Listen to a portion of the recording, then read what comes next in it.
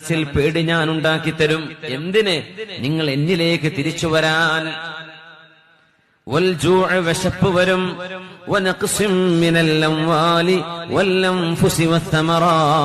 നിങ്ങളുടെ വരുമാനവും കച്ചവടവും മക്കളിലും ശരീരത്തിലും ഞാൻ കുറവ് വരുത്തും. നബിയെ, ഇതെല്ലാം ഞാൻ ചെയ്യുമ്പോൾ വിരളി പിടിച്ചോടേണ്ടവർക്ക് ഓടാം, നിലവിളിക്കേണ്ടവർക്ക് നിലവിളിക്കാം. പക്ഷേ ക്ഷമിക്കുന്ന ആളുകൾക്ക് സന്തോഷ വാർത്തയുണ്ടെന്ന് പറഞ്ഞു കൊടുക്കണം നബിയെ. ഞാനിതൊക്കെ ചെയ്യുമ്പോൾ ക്ഷമിക്കാൻ കഴിയണം.